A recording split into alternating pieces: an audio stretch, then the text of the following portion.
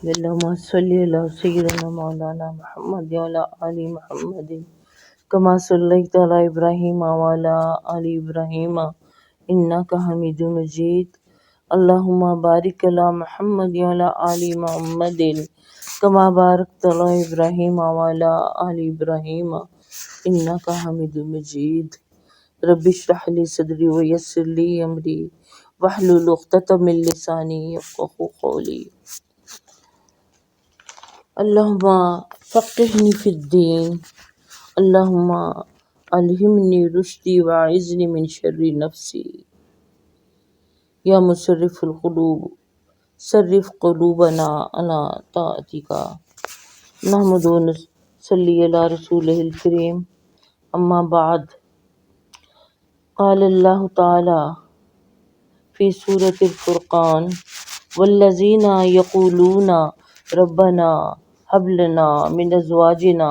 وذرياتنا قرة أعين واجعلنا للمتقين إماما. وقال الله تعالى في سورة الأنبياء: وجعلناهم أئمة يهدون بأمرنا. صدق اللہ العظیم. یہ باب نمبر 19 آج ہم پڑھنے جا رہے ہیں اور اس کا عنوان ہے کہ فی من سنّا سنتن حسنتن او سیئا، یعنی جس نے کوئی اچھا یا برا طریقہ جاری کیا، یعنی دین کے اندر. تو اس ضمن میں ہم نے جو 2 آیتیں پڑھی ہیں، ایک تو بہت اچھی طرح سے آپ سب جانتے ہیں، آپ کو یاد بھی ہے، اس کا ترجمہ بھی آتا ہے، اور یقیناً آپ یہ دعا دن میں کئی دفعہ کرتے ہوں گے، خاص طور پر وہ لوگ جو صاحب اولاد ہیں کہ اے ہمارے رب،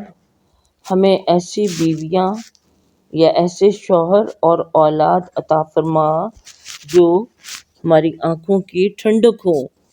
اور ہمیں متقین کا رہنما بنا. اور دوسری آیت جو اس ضمن میں پڑھی گئی، اس کا ترجمہ ہے کہ ہم نے ان کو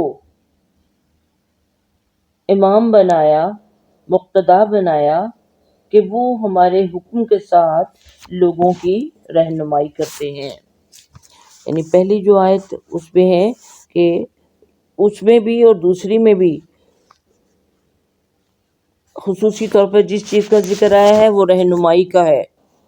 کہ ہمیں متقین کا رہنما بنا. اور دوسری آیت میں ہے کہ لوگ ہمارے حکم کے ساتھ لوگوں کی رہنمائی کرتے ہیں، یعنی ہم لوگوں کو اچھائی کا حکم دیتے ہیں اور وہ اس کے مطابق دوسروں کی رہنمائی کرتے ہیں. اور یوں ہی جو پہلی آیت ہے اس میں بھی ہمیں کیا بتایا جا رہا ہے کہ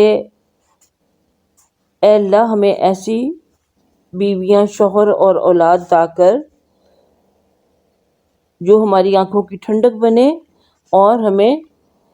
متقین یعنی پرہیزگاروں کا امام بنا دے، رہنما بنا دے. کہ جو رہنما ہوتا ہے، جو امام ہوتا ہے، جو لیڈر ہوتا ہے، جو وہ کرتا ہے اس کو دیکھ کر دوسرے لوگ بھی اس کا راستہ اپناتے ہیں. تو یہاں جو یہ دعا ہے کہ ہمیں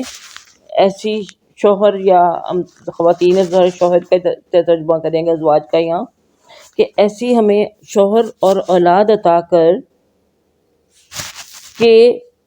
ہماری تربیت اور ہماری رہنمائی سے وہ اچھے کام سیکھیں، اچھے کام کریں اور دوسروں کو وہ اچھے کام سکھانے والے بن جائیں، وہ بھی رہنما بن جائیں، تاکہ جب تک ہماری اچھائی کا جو اثر ہے ہماری اولاد اور ہماری بیویوں یا شوہر کے ذریعے دوسروں تک منتقل ہوتا رہے. کیونکہ یہی ہمارے گھر کے افراد ہوتے ہیں جو ہمارے سب سے زیادہ کلوز ہوتے ہیں، ہمارے قریب ہوتے ہیں، اور سب سے زیادہ انہی کی ہمیں خیر خواہی کی فکر ہونی چاہیے اور خیر خواہی کرنی چاہیے، اور ان کو جو بھی اچھی بات آپ کو معلوم ہو وہ ان کو بتا دینی چاہیے، تاکہ اگر ہم دنیا سے چلے بھی جائیں تو اس کے بعد بھی یہ ہماری اس اچھائی کا جو سلسلہ ہے اس کو آگے رواں دواں رکھیں، اور ہمارے دنیا سے جانے کے بعد بھی ہمیں جو لوگ بھی اچھائی کریں ان کا اجر ہمیں ملتا رہے۔ اس ضمن میں اب جو پہلی حدیث آئی ہے، حدیث نمبر 173، وہ ابو عمر جریر بن عبداللہ رضی اللہ تعالیٰ عنہ سے روایت کردہ ہے، تو وہ بیان فرما رہے ہیں کہ ہم دن کے شروع میں حضرت صلی اللہ علیہ وسلم کے پاس تھے، چنانچہ آپ صلی اللہ علیہ وسلم کے پاس کچھ ایسے لوگ آئے، یعنی شروع دن میں ہی کچھ ایسے لوگ آئے جو ننگے بدن تھے اور اون کی دھاری دار چادریں یا کمبل ڈالے اور تلواریں لٹکائے ہوئے تھے، یعنی بدنوں پہ ان کے علاوہ اس دھاری دار چادر یا کمبل کے، جن کو کہ انہوں نے بیچ میں سے، درمیان میں سے چاک کر کے جیسے گریبان بنایا ہوا تھا اس کو گلے میں ڈال لیا، اور کچھ چادر جسم کے پچھلے حصے پہ آ گئی تو کچھ اگلے حصے پر آ گئی، خواہ وہ دھاری دار اون کی چادر تھی یا کمبل، جو کچھ بھی یعنی ان کو ملا انہوں نے وہ بطور لباس اس کو استعمال کر لیا، اور مزید ان کے بارے میں بتایا کہ وہ تلواریں لٹکائے ہوئے تھے، کیونکہ یہ تو وہاں جو عرب کا کلچر تھا،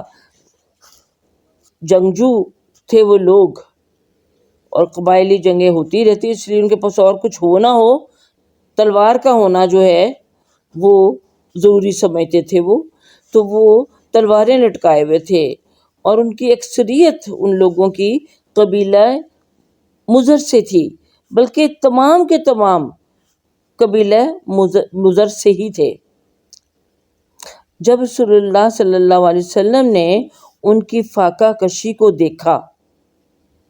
اب ظاہر ہے فاقہ کشی کا جو اثر ہوتا ہے انسان کے چہروں پر ہوتا ہے،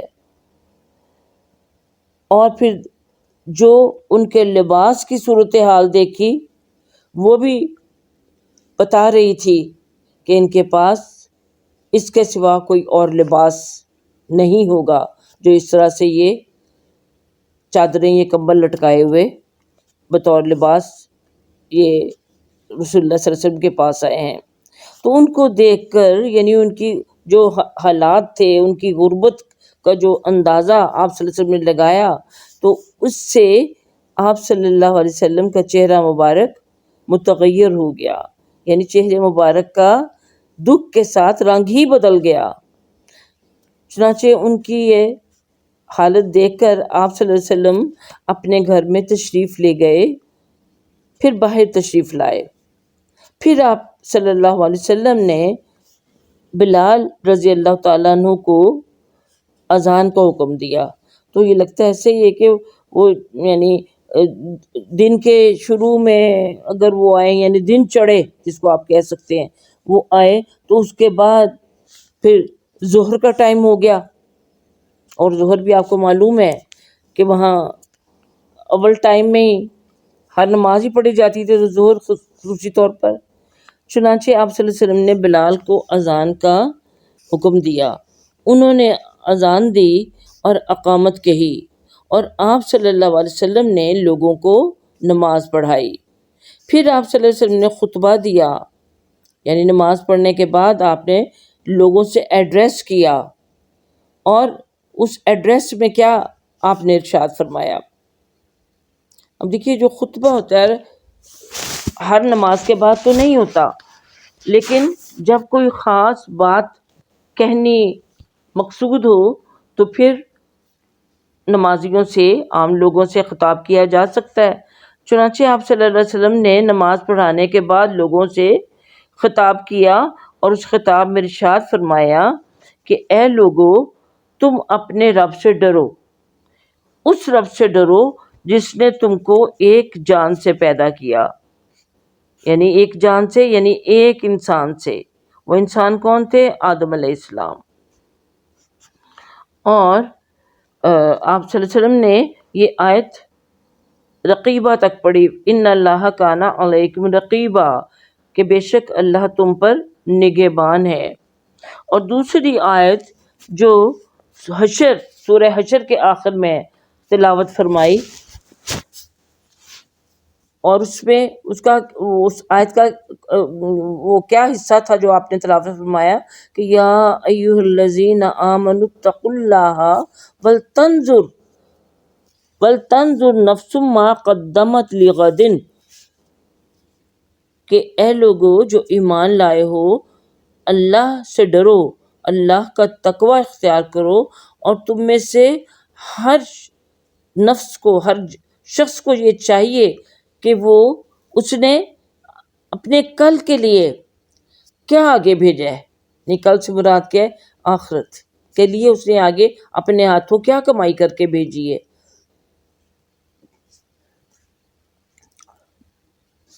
اور اس وقت پھر آپ نے خصوصی طور پر، یعنی جو مخاطبین تھے ان کی توجہ یہی قبیلہ مضر کے جو لوگ آئے ہوئے تھے ان کی طرف دلانی تھی، تو فرمایا کہ ہر آدمی کو چاہیے کہ وہ درہم، دینار،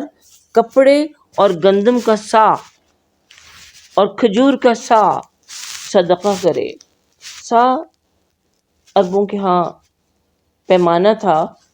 جس طرح کہہ لیجیے تقریباً 2.5 کلو کا، وہ پیمانے جو ہوتے بھر کے، جیسے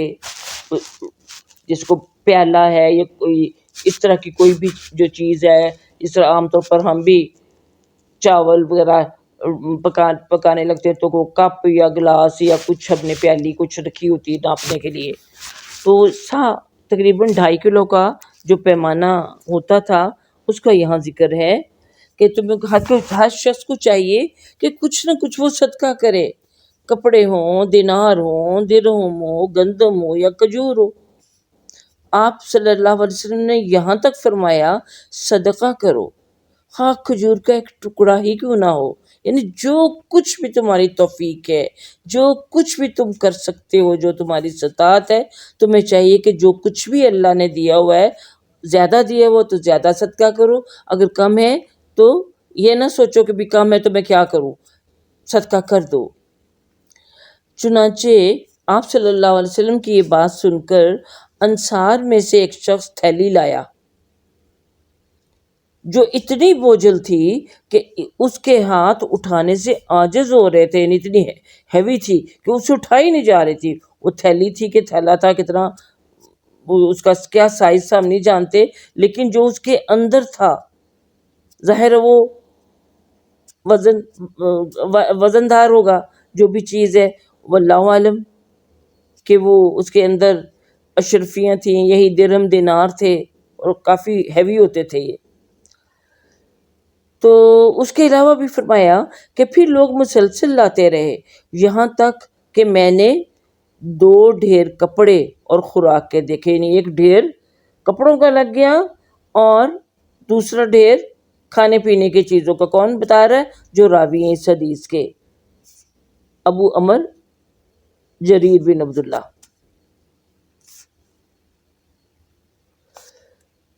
اچھا، تو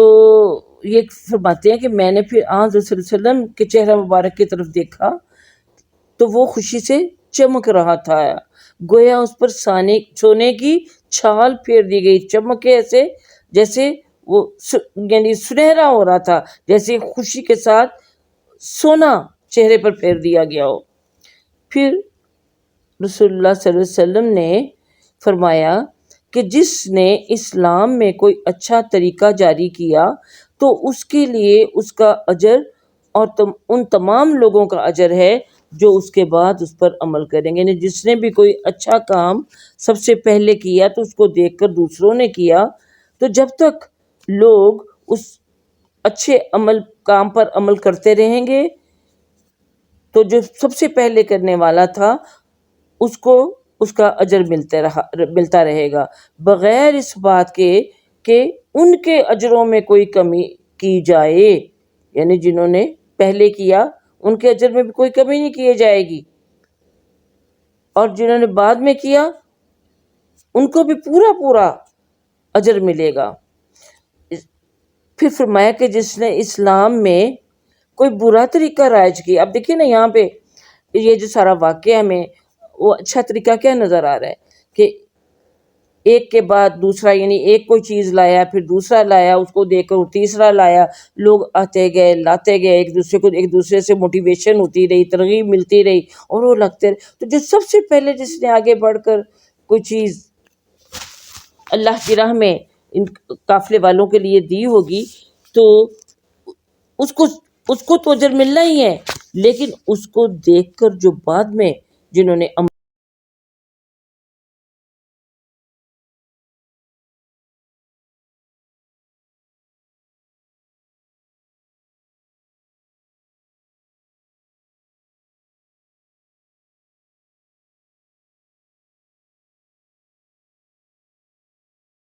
کیا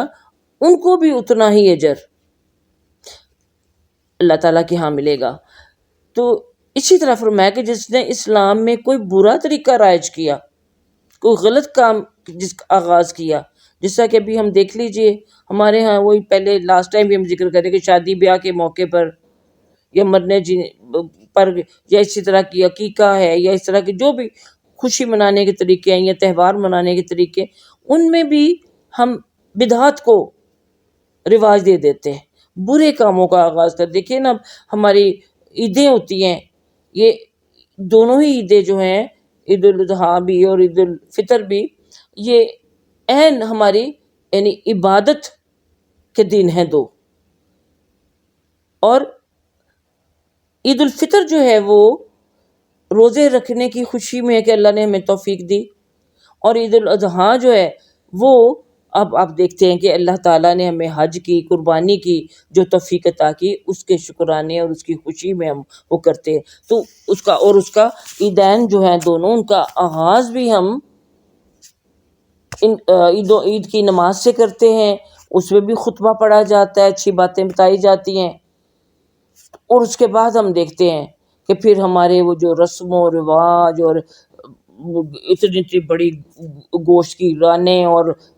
رانیں چھوڑ کے پورے بکرے لوگ تو اب تو ذبح کروا کے تو خصوصی طور پر افسروں کو یا پھر ان سے بھی بڑے افسر جو ہوتے ہیں، جو ہمارے خاص طور پر بیٹیوں کے جو سسرال والے ہوتے ہیں، ہمارے سمدھیانہ ہوتا ہے وہاں ہم بھیجتے ہیں. اور اس کے بعد ہمارا وہ خود بھی اور اپنا ہمارا جو میڈیا ہے ٹی وی شیوی کو دیکھ جانا، رات سے جیسے ہی چاند کا اعلان ہوتا ہے، گانا بجانا، وہ ڈرامے اور اس طرح کی چیزیں خاص طور پہ جو تیار کی گئی ہوتی ہے اس موقع کے لیے ہم شروع کر دیتے. اچھے کام کے ساتھ برا کام. اپنے لیے جو عید پہ ہمیں کہا گیا ہے کہ تمہارے جو صاف ستھرے اچھے کپڑے نئے افورڈ کرتے ہو تو نئے کپڑے پہنو، لیکن اس کا مطلب یہ نہیں ہوتا کہ ہم ہزاروں بلکہ آج کل لاکھوں کے وہ جوڑے عید کے لیے تیار کریں، اور جس طرح عید کی شاپنگ کی جاتی ہے اور جس طرح بے بہا پیسہ بہایا جاتا ہے، تو اسلام میں ان چیزوں کی تو گنجائش ہے نہیں. تو جن لوگوں نے بھی عید دینے کا اور جس طرح سے عیدیں ہمارے ہاں بیٹیوں کو اور ان کے سسرال والوں کو اور اس طرح سے جو عید دلائی جاتی ہیں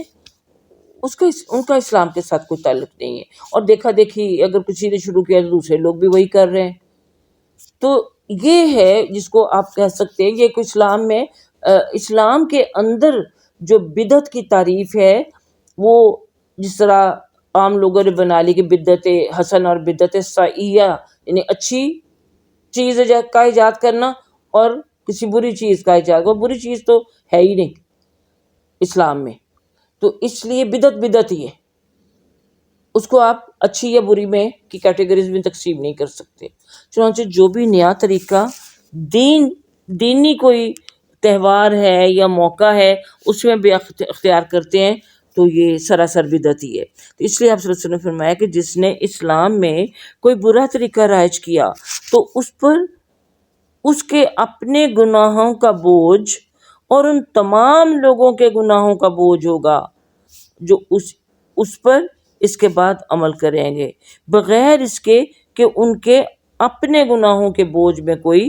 کمی کی جائے۔ اللہ تعالیٰ ہمیں محفوظ رکھے اس سے کہ اس طرح کی کوئی ہم خوشیوں کو منانے کے لیے، ان کو سیلیبریٹ کرنے کے لیے کوئی ایسے طریقے اختیار کریں جو کہ اللہ اور اللہ کے رسول صلی اللہ علیہ وسلم کو ناراض کرنے والے ہوں۔ تو کیونکہ دیکھیے یہ اب چونکہ یہ دین میں نئے طریقے کی بات ہی ہو رہی ہے تو ہماری اصل میں جو بدعت سازی ہوتی ہے دراصل یہ شریعت سازی بن جاتی ہے، یعنی اللہ کے مقابل آپ اپنی شریعت دے رہے ہیں کہ نہیں وہ نہیں، یہ ہماری درست ہے، یا جس کی مرضی وہ کرے جو اللہ رسول نے دی ہوئی ہے صلی اللہ علیہ وسلم نے، اور جو ہم دے رہے ہیں تو لوگوں کو شیطان کے طریقے زیادہ پسند آ جاتے ہیں۔ اللہ تعالی ہمیں اس سے محفوظ رکھے۔ تو اور اس سے ہمیں دیکھیے یہ جو حدیث ہے اس سے ہمیں سبق کیا مل رہا ہے کہ اگر کوئی ضرورت مند لوگ ہوں اور وہ صرف اپنی ضرورتیں پوری کرنے کے لیے نہیں بنائے تھے کہ وہ تو ان کی حالت دیکھ کے نبی کریم صلی اللہ علیہ وسلم نے اندازہ لگا لیا اور پھر لوگوں کو ان کی مدد کرنے کے لیے آمادہ کیا۔ اصل چیز تو یہ تھی کہ یہ لوگ دین سیکھنے کے لیے، دین حاصل کرنے کے لیے اپنے قبیلے کو چھوڑ کر آئے تھے، اس لیے آپ صلی اللہ علیہ وسلم نے لوگوں کی توجہ دلائی۔ دیکھیے ہماری زکوٰۃ کے اندر بھی ایک مرد ہے جس کو ہم کہتے ہیں تالیف مؤلفۃ القلوب، کہ دوسروں کے دل جو ہیں وہ اسلام کے لیے نرم کرنے کے لیے، لوگوں کے دل اسلام کی طرف مائل کرنے کے لیے ان کی جو بنیادی ضروریات اگر ہم پوری کرتے ہیں تو ان کو اس سے بھی بڑی حوصلہ افزائی ملتی ہے۔ تو یہاں بھی یہ کہ ان کو یہ جو لوگ آئے تھے دین سیکھنے کے لیے، ان کی جب اس طرح سے ضرورتیں پوری کرنے کا انتظام کر دیا گیا تو ظاہر ہے ان کے لیے اسلام پھر اور زیادہ خوبصورت بن کے اور قابل عمل بن کے ان کے سامنے آیا کہ یہ اس دین جو ہے کتنی اچھی تعلیم دینے والا ہے۔ تو نیکیاں جو ہوتی ہیں انسان انفرادی طور پر بھی کرتا ہے اور اجتماعی طور پہ بھی کرتا ہے۔ یعنی اجتماعی طور پر اس طرح کہ جب آپ کرتے ہیں تو آپ کے اس اچھے کام کو دیکھ کر دوسروں کے اندر یعنی تحریک پیدا ہوتی ہے کہ ہم بھی یہ کام کریں، اور اس سے ہمیں پتہ چلتا ہے کہ جو بھی حاکم وقت ہے اگر ملک کے اندر کوئی ایسی صورتحال پیش آتی ہے کہ ایمرجنسی والی کنڈیشن ہو جاتی ہے، جس طرح کہ آج کل بھی آپ دیکھیے زلزلہ آ جاتا ہے، فلڈ آ جاتا ہے، تو حکمرانوں کی طرف سے ہمیں عوام کو ترغیب دی جاتی ہے کہ بھی آپ فلڈ ریلیف کے لیے فنڈ جو ہیں وہ جمع کریں یا زلزلے کے لیے جمع کریں، یا ہم نے یہ بھی ایک وہ شروع کیا تھا کام، وہ ابھی تک سرے چڑھتا تو نہیں نظر، جسٹس ثاقب نثار نے جو کیا تھا ڈیم بنانے کے لیے، تو اس کے لیے بھی فنڈ ریزنگ ہوئی تھی اپنے ملک میں بھی باہر بھی۔ تو وہ ایسے ایمرجنسی جس کے لیے زیادہ رقم کی ضرورت ہے اجتماعی طور پر، تو لوگوں کو اس کے لیے ترغیب دینا جو ہے یہ بھی بڑی بھلائی کا کام ہے۔ تو کہیں یعنی اور ہم دیکھیے ایسا ہی ہوتا ہے کہ ایک دوسرے کی دیکھا دیکھی ایسے ایمرجنسی میں ہم مدد کرتے ہیں، ہمیں مختلف گورنمنٹ کی طرف سے بھی کہا جاتا ہے، پھر جو مختلف رفاہی اور فلاحی تنظیمیں ہوتی ہیں ان کی طرف سے بھی ہمیں ترغیب دی جاتی ہے، اور ان جو مستاثرہ لوگ ہوتے ہیں ان کی بحالی کے لیے بھی ہم پھر بعد تک کام کرتے رہتے ہیں، اور وہ ان تنظیموں کے ذریعے تو یہ سارے کے سارے جو ہیں یعنی اجتماعی کام ہیں جن کو ایک دوسرے کو ترغیب دلانے والی بات ہے کہ اور جو پہلے کرتا ہے ظاہر اس کو بھی اجر ہے، اور جو بعد میں کرتے ہیں ان کو بھی اس کا سبھی کو اس کا اجر ملتا ہے۔ کیونکہ یہ لوگ آپ صلی اللہ علیہ وسلم نے خود فرمایا ہے کہ نیکی کے رستے کی طرف بلانے والا بھی ایسا ہی ہے جیسے کہ خود نیکی کرنے والا۔ جس طرح ایک شخص نماز پڑھتا ہے اور دوسرے کو بھی جگائے تو جو پڑھنے والا اس کو تو اجر ملتا ہے، جو اس کو جگایا جا رہا ہے اس کو بھی اجر ملے گا اور اس کا بھی اجر جگانے والے کو ملے گا۔ تو قرآن پاک کی بہت سی صورتوں میں بھی ہمیں دوسروں کو نیک کام کے لیے ترغیب دلانے کی حکم ملا ہے، اور اگر ہم اس حکم کو پورا نہیں کرتے تو دیکھیے سورۃ الماعون میں اللہ تعالیٰ نے کیا فرمایا، وَلَا يَحُضُّ عَلَىٰ طَعَامِ الْمِسْكِينِ، کہ یہ تو نہ خود مسکین کو کھانا کھلاتے ہیں نہ دوسروں کو اس چیز کی ترغیب دیتے ہیں۔ یہ ترغیب دینا بھی ہمارے فرائض میں شامل ہے کہ ہم دوسروں نہ صرف خود کریں بلکہ دوسروں کو ترغیب دلائیں، تاکہ جن کے لیے کیا جا رہا ہے ان کو تو فائدہ ہے ہی کہ ان کی ضروریات پوری ہو رہی ہیں، اور جو کرنے والے ہیں ان کو اجر مل رہا ہے۔ آپ صلی اللہ علیہ وسلم فرمایا کہ صدقہ کرنے سے مال کم نہیں ہوتا، اس لیے اللہ کی راہ میں دینے سے، صدقہ کرنے سے انسان کو کبھی گھبرانا ہی نہیں چاہیے۔ جب اللہ کا یہ وعدہ ہے تو اللہ تعالیٰ ضرور دے گا، اور اگر آپ کو لگ رہا ہے کہ میری شاید اپنی ضروریات کے لیے معقول رقم پیچھے واپس نہ رہے تو اللہ کے بھروسے پہ خرچ کر لیں، اللہ تعالیٰ کسی نہ کسی راستے یہ کمی پوری کر ہی دے گا۔ اور بھی دیکھیے اللہ نہ کرے اگر ہم اللہ کی راہ میں نہیں دیتے تو نقصان تو انسان کو ویسے بھی ہوتے ہی رہتے ہیں۔ کوئی رقم ہے، کوئی چیزیں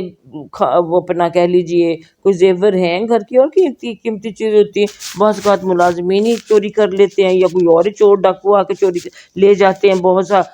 زبردستی بھی آپ دیکھتے ہیں جس طرح کے یہ کام ہوتے ہیں، تو نقصان جو ہونا ہوتا ہے وہ تو ہوتا ہی ہے۔ اس لیے اللہ کی راہ میں خرچ کرنے سے کبھی بھی نہیں گھبرانا چاہیے۔ اور اس لیے یہ دیکھیے نا کہ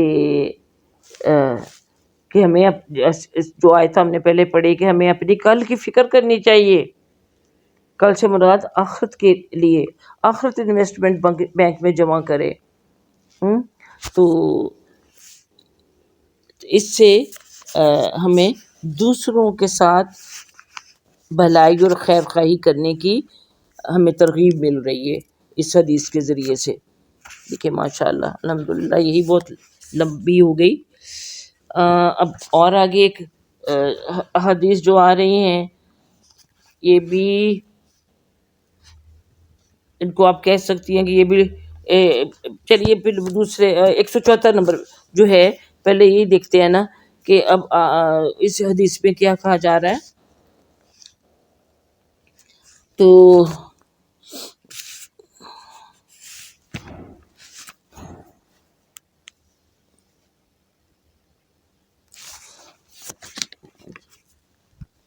یہ اس 174 نمبر جو حدیث ہے حضرت عبداللہ بن مسعود رضی اللہ تعالیٰ عنہ سے مروی ہے کہ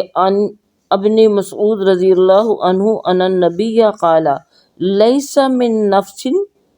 تقتل ظلما الا کان علی ابن آدم الاول کفل من دمها لانه کان اول من سن القتل، متفق علیہ۔ حضرت عبداللہ بن مسعود رضی اللہ تعالیٰ سے روایت ہے کہ حضرت صلی اللہ علیہ وسلم نے فرمایا کہ جو جان بھی ظلم کے ساتھ قتل کی جاتی ہے، ایک تو تین جان کسی کے لینا بطور قصاص صاحب کے لیے جائز ہے، یہ میدان جنگ میں آپ نے اس کو جائز سمجھا یا کسی حد جاری کرنے کے لیے، لیکن جس نے بطور ظلم ناحق کسی کو قتل کیا تو حضرت آدم علیہ السلام کے پہلے بیٹے پر اس کے خون ناحق کا ایک حصہ ہے، یعنی اس کو آدم علیہ السلام کو پہلا بیٹا کون تھا قابیل، جس نے کہ اپنے بھائی حابیل کو قتل کیا تھا، تو دنیا میں اس کے بعد جتنے بھی قتل ہو رہے ہیں یا ہوتے رہیں گے، ان سب کا جو گناہ ہے وہ قابیل کو پہنچتا رہے گا، کیونکہ اس نے سب سے پہلے کسی انسان کا قتل کیا تھا۔ اب دنیا میں جتنے بھی لوگ ہیں وہ قتل کرتے رہیں گے، ان کے قتل کا وبال اس کے کھاتے میں جمع ہوتا رہے گا۔ بات یہ ہے کہ اگر کوئی بھی غلط کام کرتا ہے تو اس سے کا نقصان کیا ہے کہ دوسروں کو نیکی کی طرح دیکھ کے اس برے کام کی بھی ترغیب ملتی ہے، اور ان کے لیے بھی وہ برا کام کرنا آسان ہو جاتا ہے۔ جیسے ہمارے ہاں کہاں پہلے اتنے یہ ڈاکے ڈالے جاتے تھے، چور ہوتے تھے کبھی چھپ چھپا کے چوری کر کے چلے جاتے تھے، اب نت نئے طریقے آپ دیکھ لیں، اور جو نت نیا طریقہ آتا ہے باقی لوگ بھی اس کو اپنا لیتے ہیں، اور چوری ڈاکہ تو اپنی جگہ ہے۔ یہ جو سب سے بڑی بری وبا ہمارے ہاں آج کل وہ گینگ ریپس کی، بچوں کے ساتھ، اور اس طرح جو بھی غلط کام ہو رہے ہیں، تو دیکھا دیکھی یہ چیز بڑھتی جا رہی ہے، کیونکہ نہ ہم دیکھتے ہیں کہ قانون اس کے خلاف کتنا حرکت میں آتا ہے اور ان کو کوئی کڑی سزائیں ملتی ہیں، تو دوسرے لوگوں کو بھی ضرورت ہو جاتی ہے، کہتے ان کو کچھ نہیں ہم بھی کریں۔ اس لیے وہ شیطان تو انسان کے ساتھ ہے، وہ برائی کے لیے اکساتا رہتا ہے اور برے کام ہوتے رہتے ہیں۔ تو اس لیے برے کام کا حصہ بننا تو بعد کی بات ہوتی ہے، کسی برے کام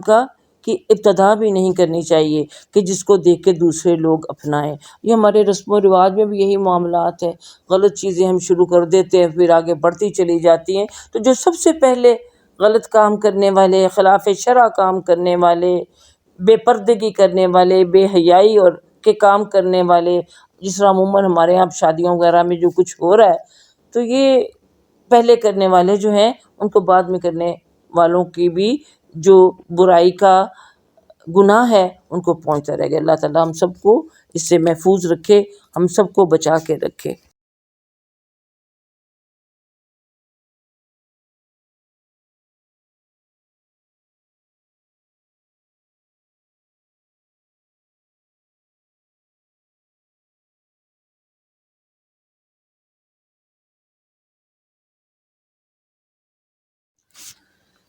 اچھا جی، اگلا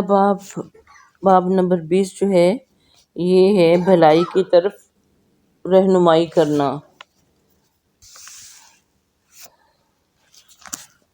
تو یعنی بھلائی کی طرف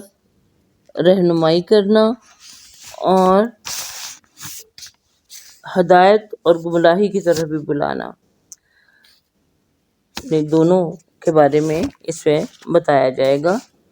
کیونکہ اللہ تعالیٰ نے سورۃ الحج اور سورۃ القصص میں فرمایا ہے کہ وَادْعُ إِلَىٰ رَبِّكَ إِلَىٰ سَبِيلِ، دوسری جگہ وقال اللہ تعالیٰ سورۃ النمل کے اندر ادع إِلَىٰ سَبِيلِ رَبِّكَ بِالْحِکمَةِ وَالْمَوْعِظَةِ الْحَسَنَةِ وَتَعَاوَنُوا عَلَى الْبِرِّ وَالتَّقْوَىٰ۔ پھر سورہ آل عمران میں فرمایا وَلْتَكُن مِّنكُمْ أُمَّةٌ يَدْعُونَ إِلَى الْخَيْرِ، کہ تم اپنے رب کی طرف بلاؤ، تم اپنے رب کے راستے کی طرف حکمت اور موعظہ حسنہ سے بلاؤ۔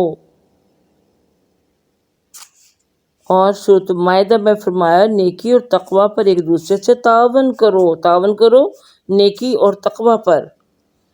اور پھر اللہ تعالیٰ نے فرمایا سورہ آل عمران میں چاہیے کہ تم میں ایک ایسی جماعت ہو جو بھلائی کی طرف دعوت دینے والی ہو۔ یہاں پر یعنی خیر کی طرف دعوت دینے کا بیان ہے کہ اس خیر کی طرف دعوت بھی دو اور رہنمائی بھی کرو، اور ایک دوسرے کے ساتھ خیر میں تعاون کرو۔ چنانچہ اس ضمن میں یہ آیت نمبر حدیث نمبر 175 جو ہے وہ اس سے ہم آغاز کرتے ہیں کہ حضرت ابو مسعود عقبہ بن عمر انصاری بدری رضی اللہ عنہ ہیں، جن سے روایت ہے کہ سرور دو عالم صلی اللہ علیہ وسلم نے فرمایا کہ جس نے کسی بھلائی کے کام کی طرف رہنمائی کی تو اس کو اس بھلائی کے کرنے والے کے برابر اجر ملے گا. یعنی ایک شخص تو بھلائی کی طرف، نیک کام کی طرف دعوت دینے والا ہے، بلانے والا ہے، اور اس کے بلانے پر اگر کوئی شخص نیک عمل کر لیتا ہے تو اس کا اجر بھی بلانے والے کے اجر میں شامل ہو جائے گا، یعنی اس کو تو ڈبل مل گیا. عمل کرنے والے کے برابر اجر و ثواب اس کو مل گیا.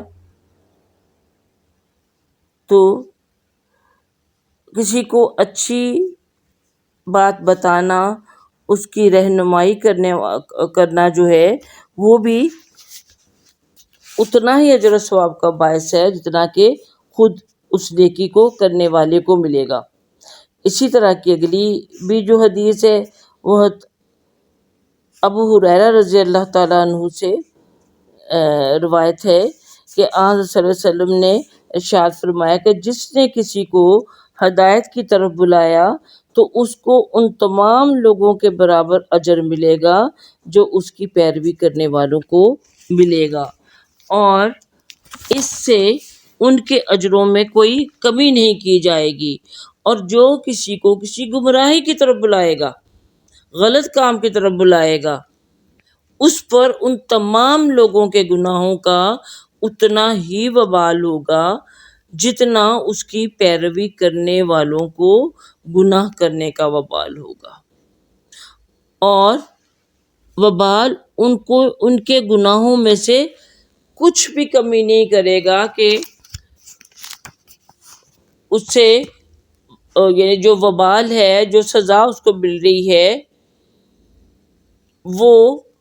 اس کے گناہوں کا کفارہ بن جائے. ایسا ممکن نہیں ہے. تو اچھائی کی طرف بلانے والے کو اتنا ہی اجر جتنا کہ کرنے والے کو، اور اسی طرح برائی کی طرف بلانے والے کو بھی اتنا ہی گناہ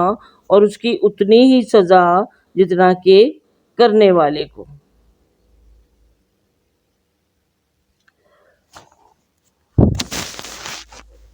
تو اگلی حدیث بھی ذرا تھوڑی سی لمبی آ رہی ہے، 177. یہ حضرت ابو العباس سہل بن سعدی رضی اللہ عنہ سے روایت ہے کہ حضرت صلی اللہ علیہ وسلم نے خیبر کے دن فرمایا. خیبر کا دن کون سا تھا؟ جب جنگ خیبر رونما ہونی تھی، اور یہ بڑا سخت دن تھا. جو قلعہ خیبر تھا، ایک نے کئی قلعے تھے،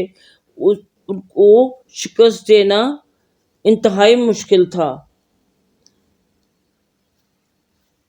لیکن آپ صلی اللہ علیہ وسلم نے جب اس پر چڑھائی کا ارادہ کیا تو آپ صلی اللہ علیہ وسلم نے فرمایا کہ میں یہ جھنڈا کل ایسے شخص کو دوں گا جس کے ہاتھوں پر اللہ تعالیٰ فتح عنایت فرمائے گا، اور وہ یعنی جس کو میں جھنڈا دوں گا اللہ اور اس کے رسول سے محبت کرتا ہوگا، اور اللہ اور اس کا رسول اس سے محبت کرتا ہے. بس لوگوں نے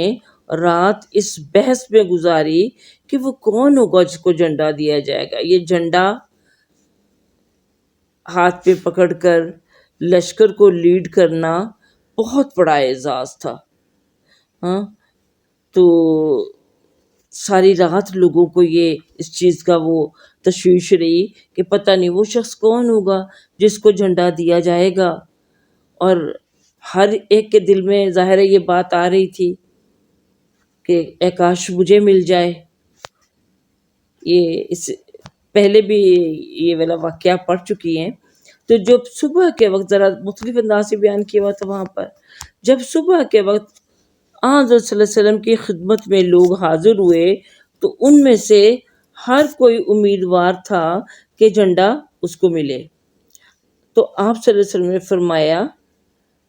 علی بن ابی طالب رضی اللہ عنہ کہاں ہیں؟ عرض کیا گیا کہ یا رسول اللہ ان کی آنکھیں خراب ہیں، اس لیے یعنی آپ صلی اللہ علیہ وسلم کی اس مجلس میں وہ تشریف نہیں لا سکے. حضرت علی رضی اللہ تعالیٰ عنہ کو بچپن سے ہی آشوب چشم کی بیماری تھی، جس کو ہم اپنی زبان میں کہتے ہیں ککرے پڑے ہوئے تھے. تو اس سے آنکھوں میں خارش ہوتی ہے، پانی بہتا رہتا ہے، کیونکہ وہ جو یہ نیچے والی پلکوں کے بال ہوتے ہیں یہ اندر والی سائڈ پہ ہوتے ہیں، چبھتے رہتے ہیں وہ. تو ان کو شروع سے ایسا کچھ مسئلہ تھا. جب اب یاد کیجئے جب نبی کریم صلی اللہ علیہ وسلم نے دین کی دعوت دی تھی تو باقی جو آپ کے خاندان والے تھے وہ آپ کو ہوٹنگ کرتے ہوئے اٹھ کے چلے گئے، برا بھلا کہتے، لیکن حضرت علی رضی اللہ تعالیٰ جو اس وقت 10-11 سال کے تھے وہ کھڑے ہو گئے اور انہوں نے اور کہا تھا کہ اگرچہ میری ٹانگیں بڑی پتلی ہیں، اگرچہ میری آنکھیں جو ہیں ان میں سے پانی بہتا رہتا ہے، ہر وقت بہتا رہتا ہے، لیکن اے اللہ کے رسول صلی اللہ علیہ وسلم میں آپ کی مدد کروں گا، میں آپ کا معاون و مددگار بن جاؤں گا. تو ایسا ہی کر کے دکھا دیا. پوری زندگی انہوں نے رسول اللہ صلی اللہ علیہ وسلم کے ساتھ کس طرح سے بسر کی، یعنی بچوں میں سب سے پہلے اسلام وہ لائے اور ہر مارکے میں پیش شیر خدا کا لقب پا گئے. آپ صلی اللہ علیہ وسلم کی محبوب ترین صاحبزادی ان کے نکاح میں دے دی گئی حضرت فاطمہ الزہرا رضی اللہ تعالیٰ عنہ. اب حضرت علی کا ذکر آ گیا تو ان کے سے متعلق باتیں بھی یاد آ گئیں. تو رسول پاک صلی اللہ علیہ وسلم سے پوچھا کہ علی نظر نہیں آ رہے، وہ کہاں ہیں؟ تو بتایا گیا کہ ان کی آنکھیں دکھ رہی ہیں اس لیے وہ حاضر نہیں ہو سکے. تو آپ صلی اللہ علیہ وسلم نے فرمایا کہ ان کی طرف پیغام بھیجو کہ بلاؤ ان کو. جب ان کو لایا گیا تو آپ صلی اللہ علیہ وسلم نے اپنا لعاب مبارک یعنی ان کی آنکھوں پر لگایا اور ان کے لیے دعا فرمائی. یعنی لعاب دہم جو تھا، منہ کا جو لعاب، ان کی آنکھوں پر لگایا اور دعا فرمائی. تو ان کی آنکھیں اس طرح درست ہو گئیں گویا کہ ان کو کوئی تکلیف ہی نہیں تھی. چنانچہ آپ صلی اللہ علیہ وسلم نے جھنڈا ان کو عنایت فرما دیا.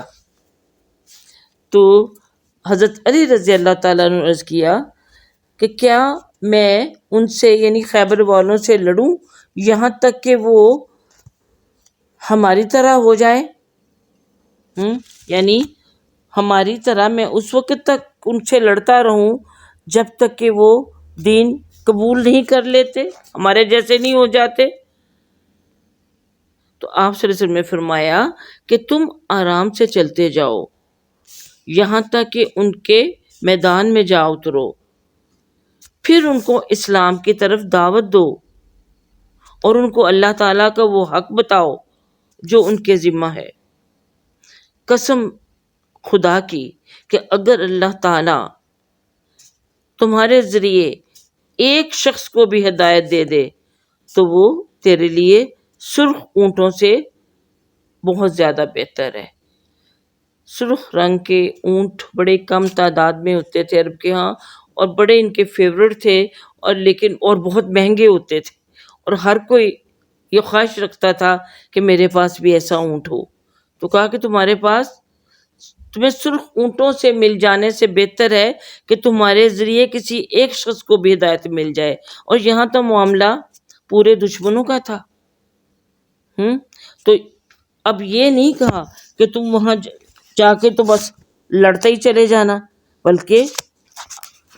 حضرت علی رضی اللہ تعالیٰ کے پوچھنے پر آپ کہ بھی کیا میں ان سے اس وقت تک لڑوں جب تک کہ وہ اسلام قبول نہ کر لیں. تو بات یہ ہے کہ زبردستی اسلام نافذ نہیں کیا جا سکتا، اور یہاں بھی وہی ہمیں ترغیب مل رہی ہے کہ اس کو دین کو ہم زبردستی دوسرے پہ نافذ نہیں کر سکتے، امپوز نہیں کر سکتے. لا اکراہ فی الدین، کوئی زبردستی کا معاملہ نہیں ہے، بلکہ ہمیں جو تعلیم دی گئی ہے وہ یہ ہے کہ ہم کیا، پہلے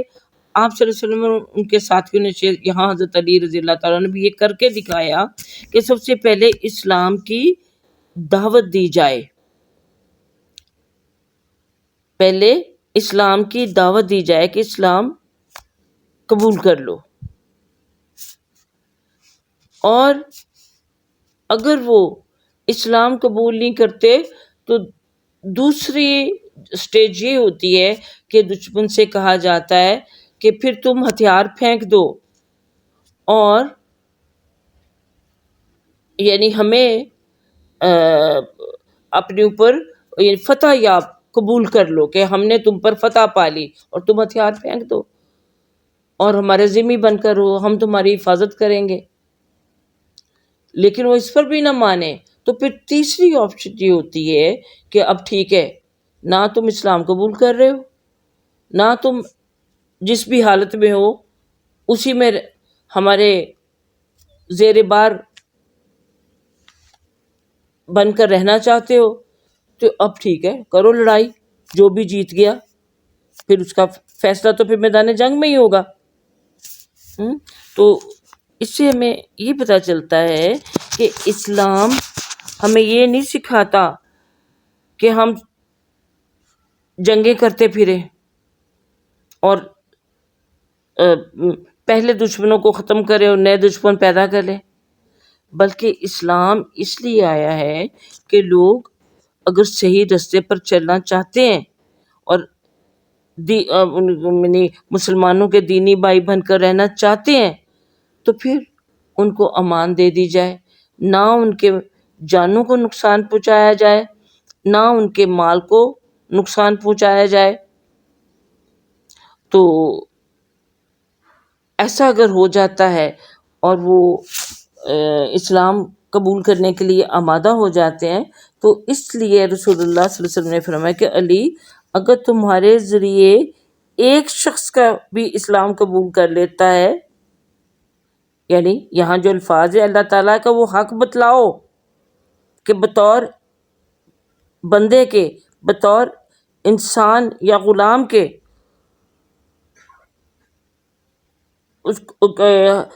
ہر انسان کا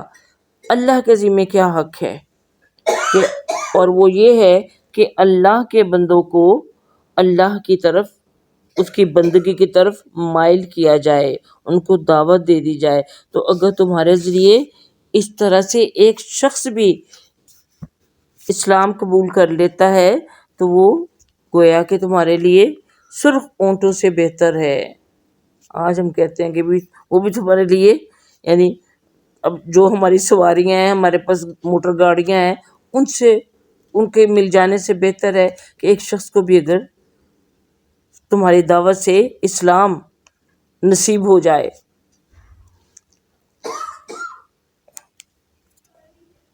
اچھا جی، اگلی جو حدیث ہے، حدیث نمبر 178، یہ انس رضی اللہ تعالیٰ عنہ سے مروی ہے. وہ فرماتے ہیں کہ بنو اسلم کے ایک نوجوان نے عرض کیا کہ یا رسول اللہ صلی اللہ علیہ وسلم، میں جہاد کرنا چاہتا ہوں لیکن میرے پاس وہ سامان نہیں جس سے میں جہاد کی تیاری کروں. تو آپ صلی اللہ علیہ وسلم نے فرمایا کہ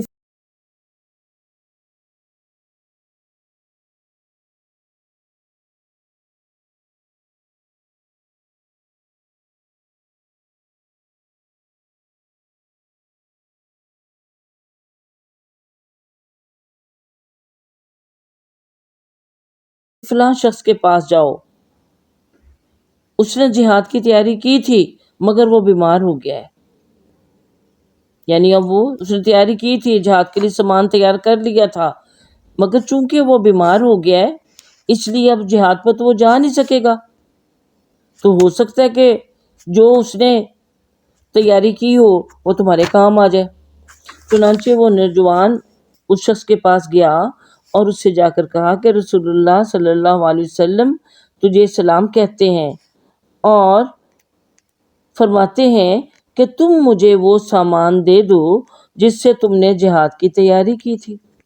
اس شخص نے کہا کہ اے فلانا، یعنی اپنی بیوی کو مخاطب کر کے، اس کو وہ سامان دے دو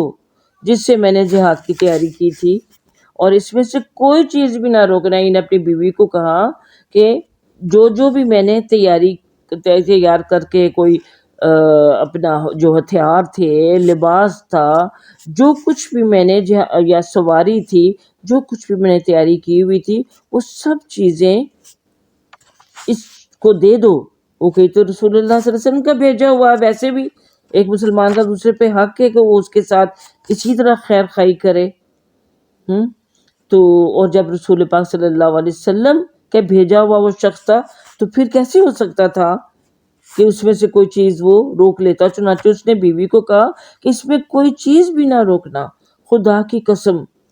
تو اس میں سے کوئی چیز نہیں روکے گی، تو پھر تمہارے لیے برکت ہی برکت ہے، یعنی اگر تم روکو گی تو بے برکتی کا باعث ہو جائے گا، لیکن اگر تم وہ تمام کی تمام چیزیں دے دیتی ہو بغیر دل میں کسی قسم کا کوئی ان چیزوں کا غم یا رنج یعنی محسوس کیے بغیر، تو پھر تمہارے لیے برکت ہی برکت ہے۔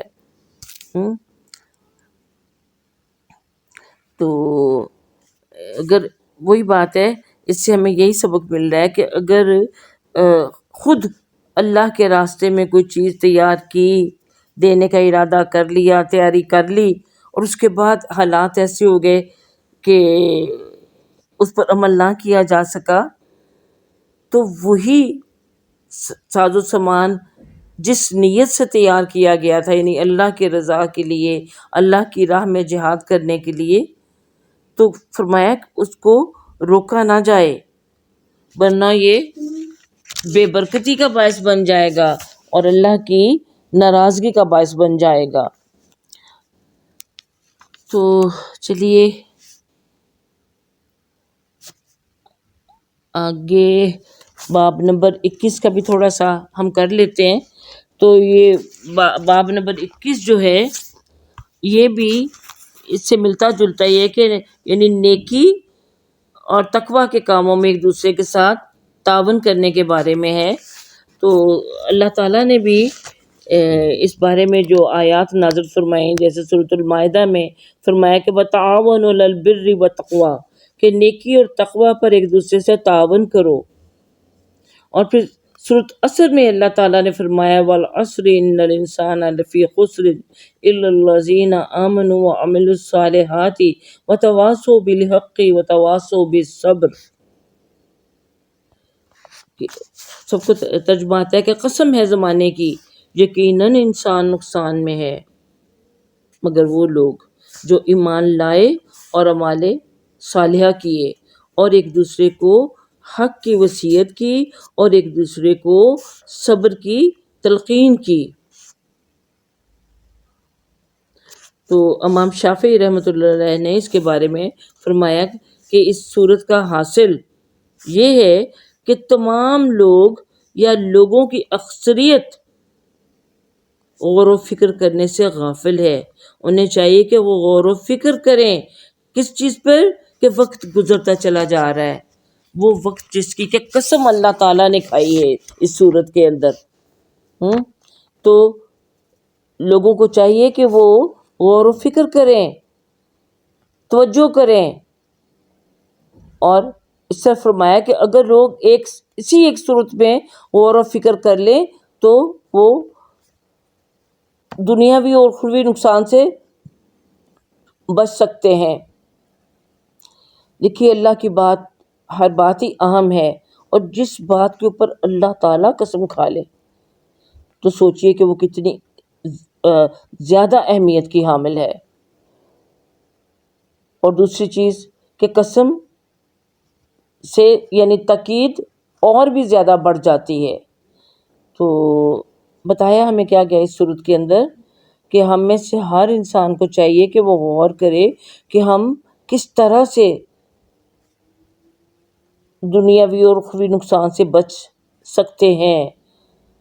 ہاں، اور وہ 4 لوازم جو نقصان سے بچنے کے لیے ضروری ہیں وہی اس صورت میں بیان کیے گئے ہیں کہ ایمان لایا جائے. اور ایمان کی حیثیت جو ہوتی ہے ایک بیج کی طرح ہوتی ہے. جب تک بیج کو پانی کے ذریعے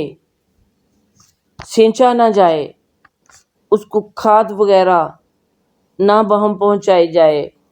اس کی پوری طرح سردی گرمی سے محفوظ رکھنے کا طریقہ نہ کیا جائے تو وہ پودا پروان نہیں چڑھتا. تو اگر ایمان کا بیج تو ہو لیکن پانی نہ دیا جائے، یعنی پانی سے مراد یہاں اعمال صالحہ ہیں، پانی نہ دیا جائے تو بیج پھوٹے گا ہی نہیں. اور اگر بیج ہی نہ ہو اور ہم خالی زمین کے اندر پانی اس کو لگاتے رہیں دیتے رہیں، بیج تو ہے کوئی نہیں، تو اعمال صالحہ کیا کریں گے؟ تو جو غیر مسلم ہیں ان کے نیک عمل اسی طرح ضائع ہو جاتے ہیں. تو مسلمان بھی اگر ہوں، اور الحمدللہ کہ مسلمان تو پھر وہ پیدا ہوتے ہی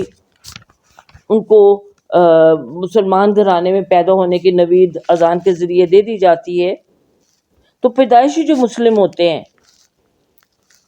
ان کے پاس ایمان تو ہوتا ہے، لیکن اگر وہ اعمال صالحہ یعنی ان کو کا اہتمام نہ کرے تو وہ بیج زمین کے اندر ہی ختم ہو جاتا ہے. تو ان 2 چیزوں کے علاوہ 2 چیزیں یہاں اور بیان کی گئی ہیں کہ صرف انسان جو ہے اور خاص طور پہ جو ایک مسلمان ہے وہ خود غرض نہیں ہے کہ وہ صرف اپنا ہی فائدہ سوچے اور جو اس کے ارد گرد بسنے والے لوگ ہیں ان کے بارے میں سوچے ہی نہ،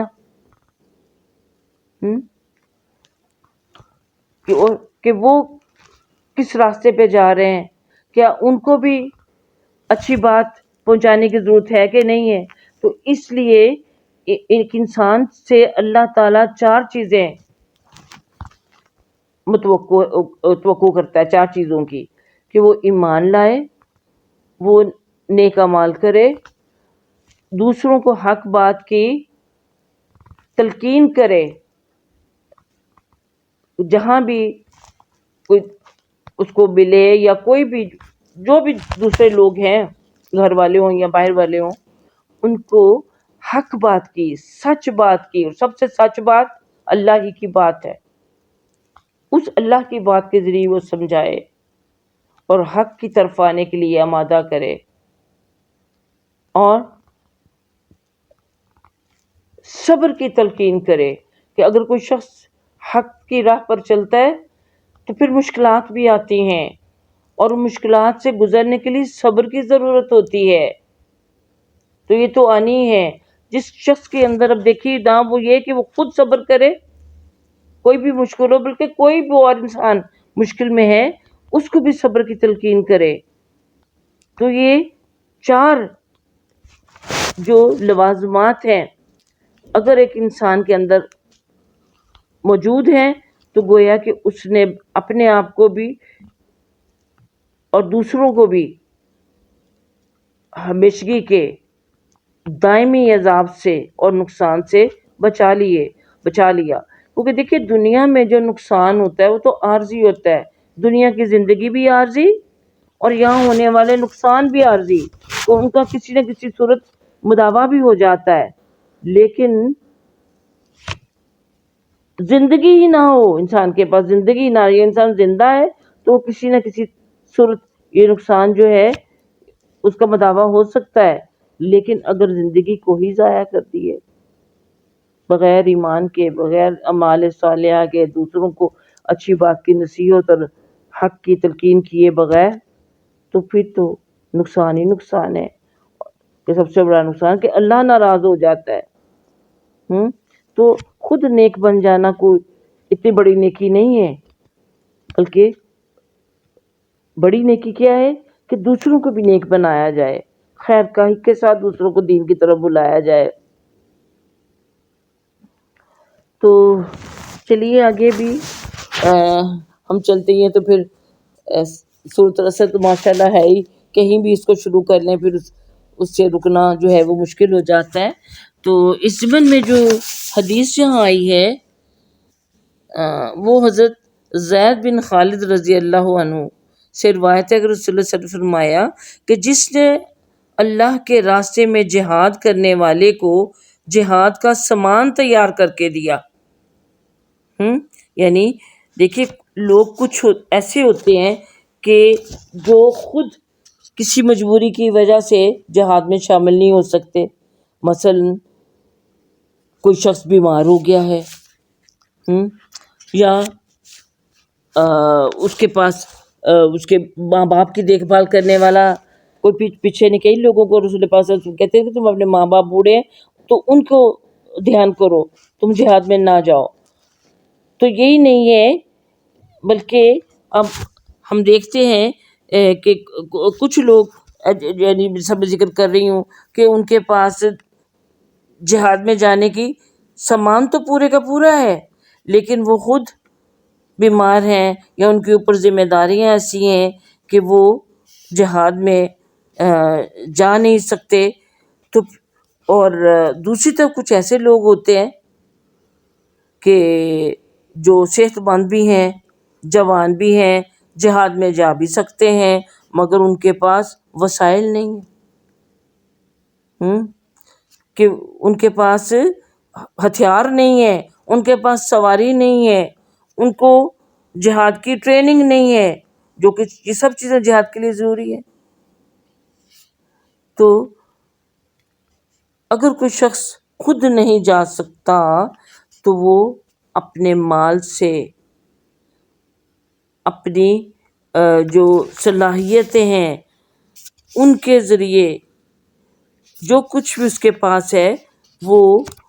جو جانا چاہتا ہے اس کی وہ مدد کرے،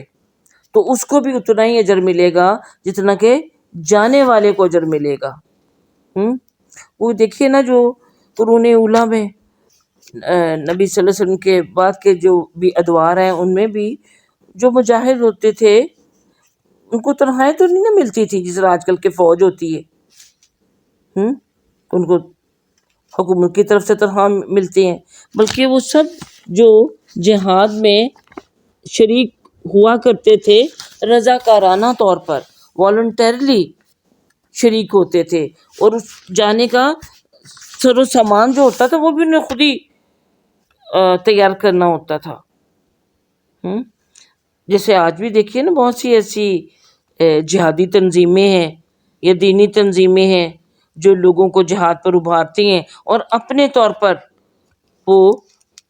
حج کے لیے ان کو آمادہ کر کے کہتی ہوں جہاد کے لیے آمادہ کر کے جہاد کے لیے بھیجتی ہے. تو اور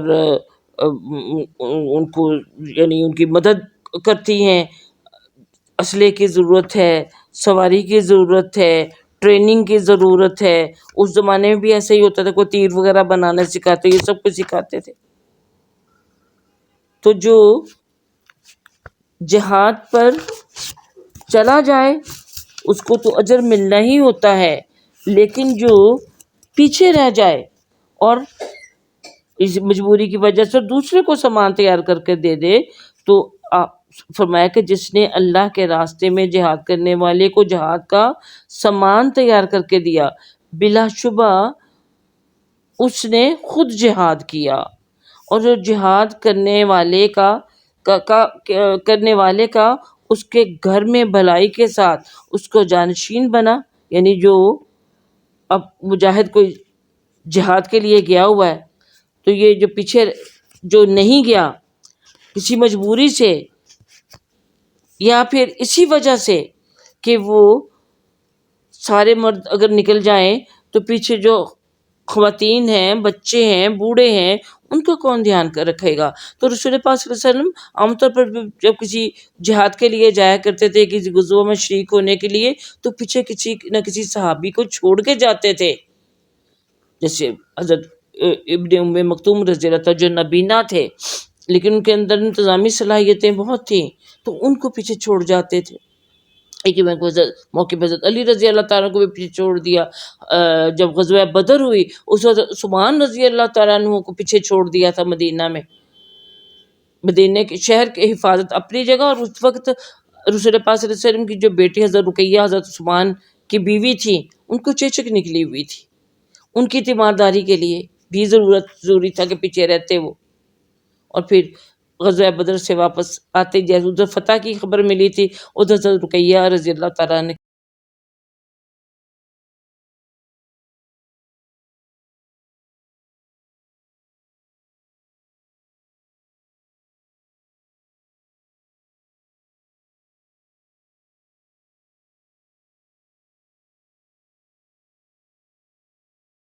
کے انتقال کی خبر مل گئی تھی. تو ایسا ہوتا تھا کہ جو پیچھے رہ جانے والے ہیں ان کے بھی ذمہ داریاں، تو وہ جو پیچھے رہ کر ذمہ داریاں نبھانے والے ہیں ان کے بارے میں یہ کہا ہے کہ وہ بھی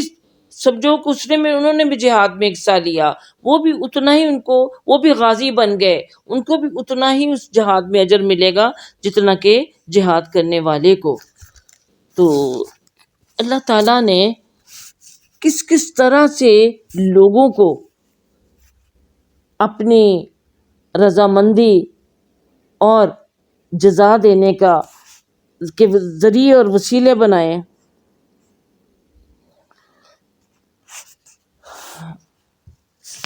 اگلی جو حدیث ہے اس میں بھی حضرت ابو سعید خدری رضی اللہ تعالیٰ سے روایت ہے کہ حضرت صلی اللہ علیہ وسلم نے قبیلہ حذیل کی شاخ بنو لحیان کی طرف ایک لشکر بھیجا اور فرمایا کہ گھر کے 2 آدمیوں میں سے ایک ضرور جائے اور ثواب دونوں کے درمیان ہوگا. کہ جب یہ لشکر بھیجا ہے تو کہا کہ اگر گھر میں 2 آدمی ہیں ایک ضرور جائے، وہ تو چلا گیا جہاد کے لیے، اور جو پیچھے رہ گیا ہے گھر والوں کی دیکھ بھال کے لیے، روزی رزق کمانے کے لیے، تو اجر دونوں کو ہی ایک جیسا ملے گا. اب یہ نہ وہ سمجھے پیچھے رہ جانے والا کہ میں تو اب بالکل ہی نکارہ ہو گیا یا میں تو محروم ہو گیا. نہیں، تم بھی جہاد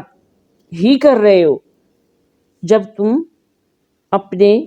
پیچھے جو رہنے والے ہیں ان کی دیکھ بھال کر رہے ہو، ان کا خیال رکھ رہے ہو، تو تم بھی اتنا ہی اجر و ثواب پاؤ گے. خاص طور پر یعنی جو مجاہدین کے گھر والے ہیں ان کو بھی تم اگر دیکھتے ہو، ان کی ضروریات پوری کرتے ہو، تو تمہیں بھی اتنا ہی اجر ملے گا جتنا کہ جہاد میں حصہ لینے والوں کو ملے گا. تو کتنی بڑی یہ ایک بشارت ہے مسلمانوں کے لیے کہ اگر وہ نہ بھی شامل ہو سکے تو وہی بات ہے کہ ایک فرنٹ لائن پہ ہوتا ہے، ایک ریئر پہ ہوتا ہے، تو لیکن ان کا دونوں کا یعنی ایک جب صف بندی کی جاتی ہے، کچھ لوگ آگے ہوتے ہیں کچھ پیچھے ہوتے ہیں، تو پیچھے والے لائن میں جن کو کھڑا کیا جاتا ہے وہ بھی اجر میں اتنا ہی ثواب ہے. اب کسی کلاس روم میں بھی بچے آگے پیچھے بیٹھے ہوتے ہیں تو یعنی کہ جو پیچھے بیٹھنے والے ان کا وہ ٹیچرز جو ہیں ان کی نگاہ میں وہ ان کے شاگردی نہیں ہے، ان کی طرف توجہ ہی نہیں ہے، تو سب ایکول ہوتے ہیں. تو اس طرح سے جہاد میں شامل ہونے والے فزیکلی اور نہ شامل ہونے والے دونوں کے بارے میں بتا دیا گیا. اگلی جو حدیث ہے حدیث نمبر 181، اس میں حضرت عبداللہ بن عباس رضی اللہ تعالیٰ عنہ سے روایت ہے کہ رسول اللہ صلی اللہ علیہ وسلم روحا کے مقام پر ایک قافلہ کو ملے، یعنی روحا کے مقام پر ایک قافلہ آپ کو ملا یا آپ قافلے والوں کو ملے. تو آپ صلی اللہ علیہ وسلم نے پوچھا ان لوگوں سے کہ تم کون لوگ ہو؟ تو انہوں نے کہا کہ ہم مسلمان ہیں. تو رسول اللہ صلی اللہ علیہ وسلم نے پوچھا، تو انہوں نے آپ صلی اللہ علیہ وسلم سے پوچھا کہ آپ کون ہیں؟ تو آپ صلی اللہ علیہ وسلم نے فرمایا کہ میں اللہ کا رسول ہوں. اب پہلے تو یہ بات سمجھ لیجیے کہ اس سے میں کیا پتہ چل رہا ہے کہ رسول اللہ صلی اللہ علیہ وسلم صحابہ کرام میں اس طرح ملے جلے ہوتے تھے، اور ان کا جو لباس ہوتا تھا، ان کا حال حلیہ، جو ان کا حیض جو ہوتی تھی، وہ عام لوگوں کی طرح ہی ہوتی تھی، یعنی کوئی خاص ان کا کوئی لباس ہوتا تھا، یا جس طرح پچھلی دفعہ میں نے عرض کیا تھا کہ ان کے لیے جگہ مخصوص ہوتی تھی، یعنی وہ بھی لوگوں میں گھلے ملے عام لوگوں کی طرح ہی لگتے تھے، یعنی جس طرح یہ اب اجنبی آئے ہیں تو ان کو پہچان نہیں ہو رہی تھی کہ نبی صلی اللہ علیہ وسلم کہ یہ واقعی اللہ کے رسول ہیں، یہ کون ہے. اس لیے انہوں نے پوچھا، کیونکہ آپ کا لباس اور آپ کے جو حیثیت تھی اس سے اندازہ نہیں ہوتا تھا اور پہچاننا مشکل تھا کہ اللہ کے رسول کون سے ہیں. تو اس لیے انہوں نے پوچھا کہ بھی آپ کون ہیں، کیونکہ اگر الگ آپ کی کوئی شناخت ہوتی تو فوراً پہچانے جاتے. تو اس پر جب آپ صلی اللہ علیہ وسلم نے بتایا کہ میں اللہ کا رسول میں ہوں، تو ایک عورت نے اپنے بچے کو اٹھا کر پوچھا، کیا اس پر حج ہے، یعنی اس پر حج فرض ہے؟ تو آپ صلی اللہ علیہ وسلم نے جواب دیا کہ ہاں، اگر تو اس کو حج کرا لے گی تو اس کا اجر تجھے ملے گا. یعنی چھوٹے بچے کو حج کرانے کا اجر، جو آپ دیکھیں نا، بچہ چھوٹا ہے، ماں باپ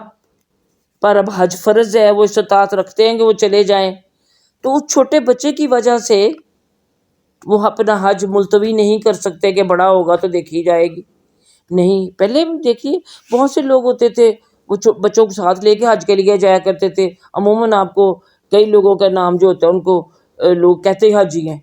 ہاں، وہ بڑا بھی ہو جاتا ہے، وہ بچپن میں جس نے حج کیا ہوتا ہے اس کو وہیں سے حج کہنا شروع کر دیتے ہیں، اس کا نام ہی حاجی ہو جاتا ہے. لیکن نام تو حاجی ہو گیا، حج تو اس نے کر لیا اپنی والدہ کے ساتھ، والدہ نے جو کروایا تھا، لیکن اس کا مطلب یہ نہیں ہے کہ اب بڑا ہو کے حج جو ہے اس کے اوپر سے ساقط ہو گیا کہ زندگی میں اس نے کر لی ہوا. نہیں، وہ جو حج اس نے کیا تھا اس کا اجر اس کے والدین کو ملے گا. کیونکہ دیکھیے نا کہ بچے کو اٹھائے چلنا، بچے کی بھوک پیاس، بچے کا ٹوائلٹ وغیرہ کی جو ضروریات ہیں، اسی طرح بچہ کو ساتھ ہو تو اس کو تو ہر وقت اس کی طرف بھی توجہ کرنی پڑ جاتی ہے. تو اس لیے وہ جو والدین مشقت اٹھاتے ہیں ایک بچے کو حج کرانے میں، اس کو احرام پہنانا، اس کو پاکی نپاکی سے، یعنی نپاکی سے بچا کے رکھنا، یہ ساری چیزیں اب والدین جو اگر محنت کرتے ہیں تو، اور پھر یہ ہے کہ ان پر حج کی استطاعت وہ رکھتے ہیں، وہ جا سکتے ہیں، تو بچے کی وجہ سے ان کو نہیں روکا گیا کہ ہاں یہ بچہ حج کر سکتا ہے اور اس کے حج کا اجر تمہیں ملے گا، کیونکہ اس کا حج جو ہے وہ اس پر سے ساقط نہیں ہو گیا. یہ اپنا حج تو اس وقت کرے گا جب یہ خود حج کی استطاعت رکھے گا، یعنی جب یہ بالغ ہو جائے گا، بڑا ہو جائے گا، تو تب اس کا حج جو ہے وہ اس کو کرنا ہی کرنا ہے. خواہ اس نے یعنی بچپن میں کیا ہی ہو. تو یہ بات آپ صلی اللہ علیہ وسلم نے اس خاتون کو سمجھا دی کہ ٹھیک ہے، یہ حج تو کر سکتا ہے، لیکن اس کا اپنا فرض جو ہے وہ تبھی ادا ہوگا جب یہ بڑا ہو کے خود سے کرے گا. اب اس باب کی آخری حدیث، اور آج کی ہماری اس کلاس کی بھی آخری حدیث پڑھ لیجئے کہ حضرت ابو موسیٰ رضی اللہ تعالی عنہ سے روایت ہے کہ نبی اکرم صلی اللہ علیہ وسلم نے فرمایا کہ مسلمان امانت دار خزانچی وہ ہے جو کہ اپنے اوپر اس حکم کو نافذ کرے جو اس کو دیا گیا، اور پوری خوش دلی سے مال کو پورا اسی کو ادا کر دے جس کو ادا کرنے کا حکم ہوا، تو وہ بھی 2 صدقہ کرنے والوں میں سے ایک ہوگا. یہ تھوڑی سی بات شاید آپ کی سمجھ میں نہ آ رہی ہو، چلیے ہم اس کو کلیئر کرنے کی کوشش کرتے ہیں کہ فرض کریں، اگر دیکھیے کہ کوئی خزانچی کون ہوتا ہے، جو کیشیئر آج کے زمانے کے حساب سے سمجھ لیجیے کہ کوئی شخص جو ہے وہ کسی ادارے میں یا کسی دکان میں یا کہیں بھی وہ کیشیئر کا کام کرتا ہے، خزانچی کا کام کرتا ہے. اور اسی طرح آج کل تو خیر یہ میں نے عام اداروں کی بات کی، جب اسلامی حکومت ہوتی تھی اور اللہ کرے کہ اسلامی حکومت آئے تو اسلامی حکومت کا جو بیت المال ہوتا تھا اس کا جو حساب کتاب رکھنے والا شخص ہوتا تھا، اب اس کی یہ ذمہ داری بتائی گئی ہے کہ وہ اپنی یہ ذمہ داری، یعنی مال ظاہر ہے اس کے ہاتھوں سے ہو کے گزرتا ہے، وہ دینے والے کا بھی گن کے رکھتا ہے اور جس کو دینا ہے اس کو بھی وہ گن کے دیکھتا ہے، یعنی سارا وقت وہ مال کو آگے پیچھے کرنے میں ہی لگا رہتا ہے. تو یہاں اس حدیث میں یہ بتایا گیا کہ ایک مسلمان شخص جو کہ ایک خزانچی بھی ہے، ایک کیشیئر کی جاب کرتا ہے، تو اس کو چاہیے کہ وہ اپنے اوپر اس حکم کو نافذ کرے کہ وہ امانت دار ہو. یعنی اس کی ذمہ داری میں امانت دار ہونا، دیانتدار ہونا بہت ضروری ہے کہ جو بھی بیت المال میں رقم ہے یا جو بھی سامان ہے وہ سب گویا کہ ایک امانت ہے جو اس کو سپرد کی گئی ہے، کہ اس کی پوری اس نے ظاہر ہے وہ لسٹ بناتا ہے کہ بھی کیا مال ہے، کیا کیش ہے، اور پھر جہاں جو امیر ہے یا مالک ہے اس کو حکم دیتا ہے کہ فلاں شخص کو یا فلاں ادارے کو یا فلاں جگہ اس اتنا مال دے دیا جائے، تو اس خزانچی کو چاہیے کہ وہ اس مال کو پوری خوش دلی کے ساتھ پوری خوش دلی کے ساتھ اور پوری دیانتداری کے ساتھ آگے روانہ کرے، جس کو کہ وہ جس شخص کو کہ اس مال کے دیے جانے کا کہا گیا ہے. تو ایسا شخص یعنی جو دیانتدار خزانچی ہے اس کو بھی یعنی اتنا ہی اجر ملتا ہے، تو یعنی جتنا کہ اس مال کو جو مال کا مالک ہے اس کو اس صدقہ کرنے کا اجر ملے گا، اتنا ہی اجر اس خزانچی کو ملے گا. یعنی ایک شخص ہے جس کا مال ہے، دوسرا شخص ہے جس کے ہاتھوں وہ مال دلوایا جا رہا ہے، تو اگر دیانتداری سے وہ مال آگے ضرورت مندوں کو اپنے مالک کے حکم کے مطابق ادا کرتا ہے تو اس کو بھی اتنا ہی اجر ملتا ہے جتنا کہ مالک کو اس مال کو صدقہ کرنے کا جو اجر ملتا ہے اتنا ہی اس خزانچی یا کیشیئر کو اس مال کو دیانتداری سے آگے پہنچانے کا اجر ملتا ہے، گویا کہ وہ خود صدقہ کر رہا ہے. اب دیکھیں اسی طرح یہ بات ہے کہ ہم بھی اگر فرض کریں صدقہ کرنا چاہتے ہیں تو ہم اپنے بچوں میں سے کسی کو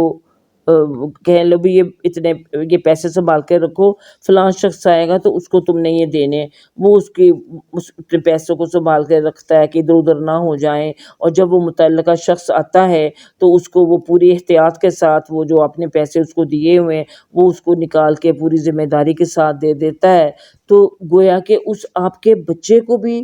اتنا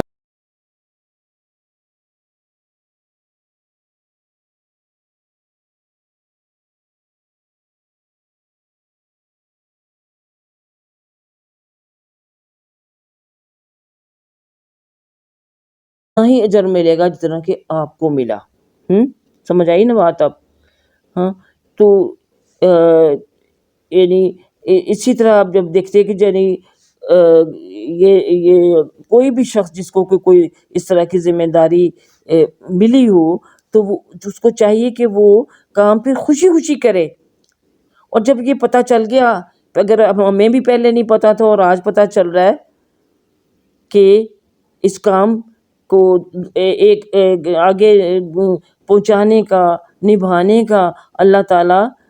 اتنا اجر دینے والے ہیں، تو کیوں نہ خوشی سے ہم وہ کام کریں گے، ہاں، اور بغیر اس میں کوئی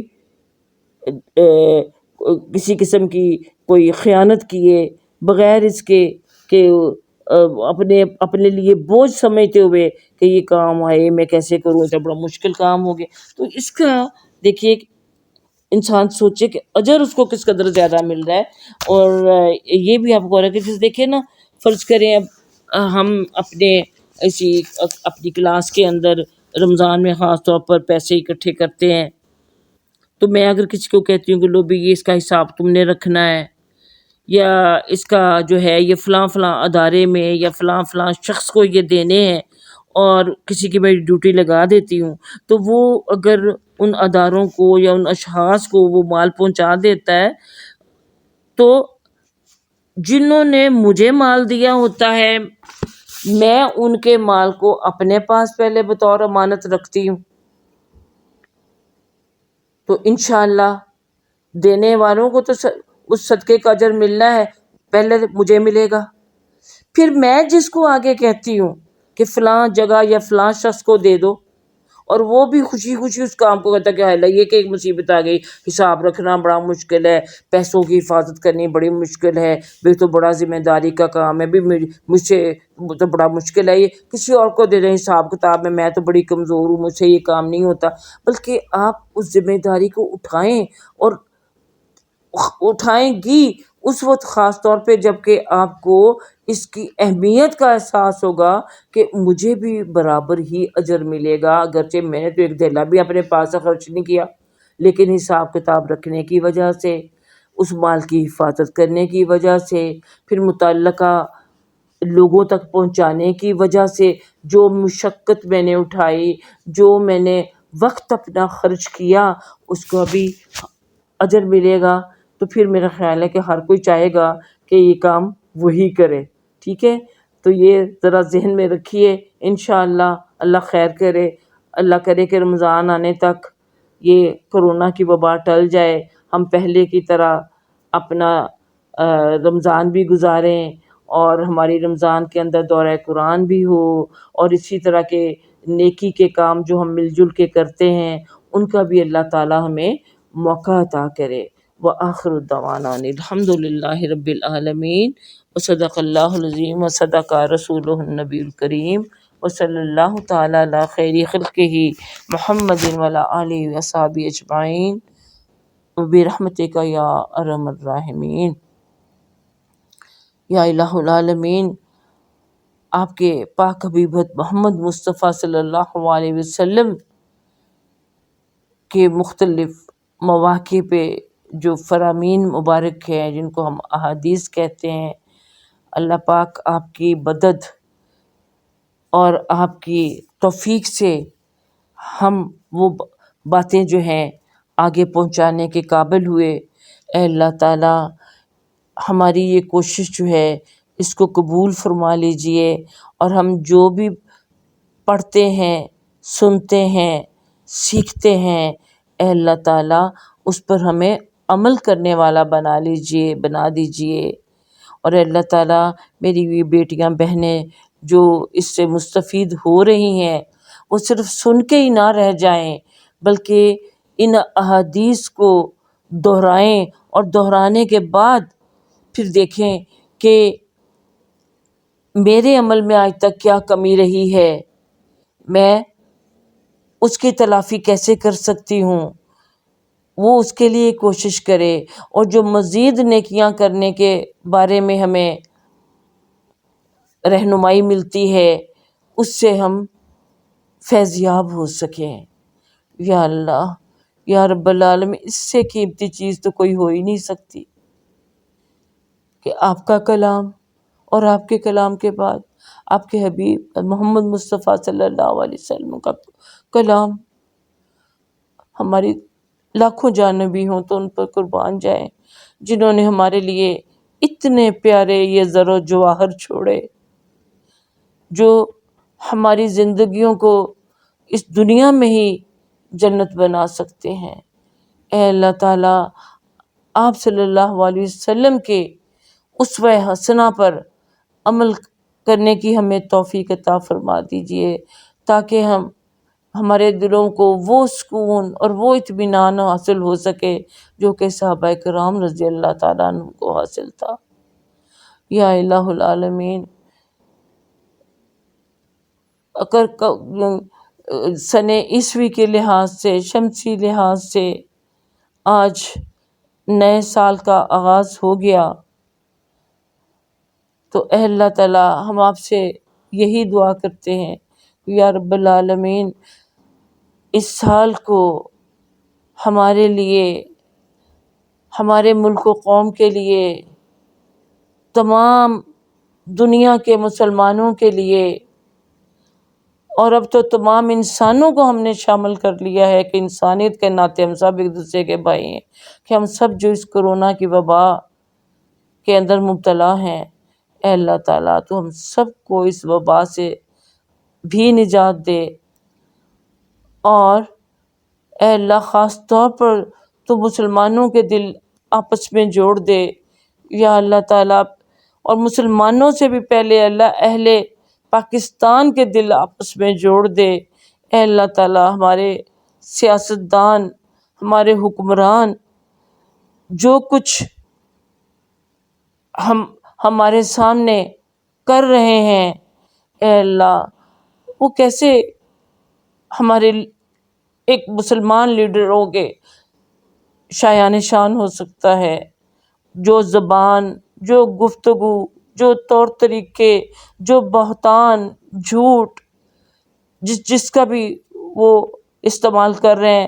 اے اللہ تعالیٰ یہ کسی مسلمان کے شایان شان نہیں، اور کسی ایسے ملک کے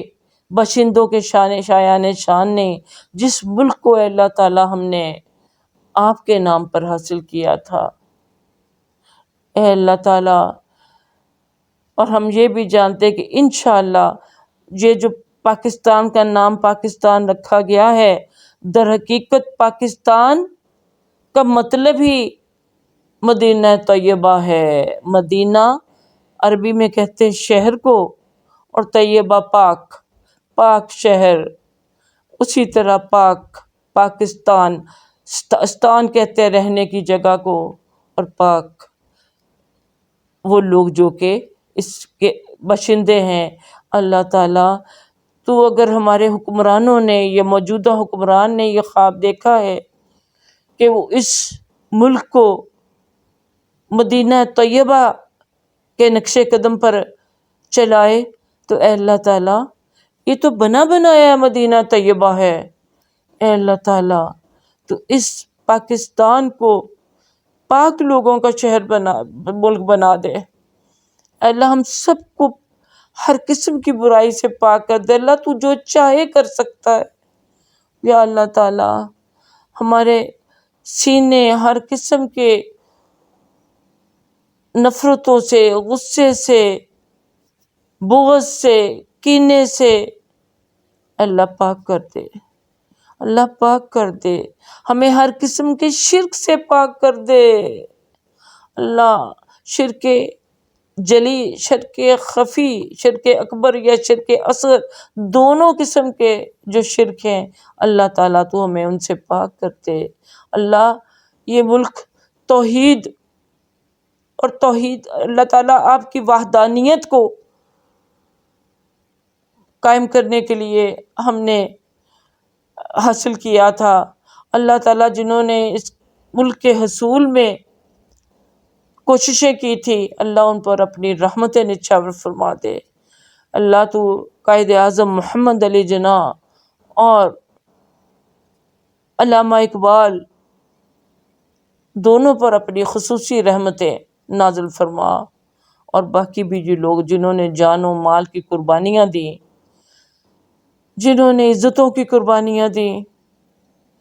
اے اللہ جنہوں نے اپنی ذہنی صلاحیتیں اس پہ خرچ کی،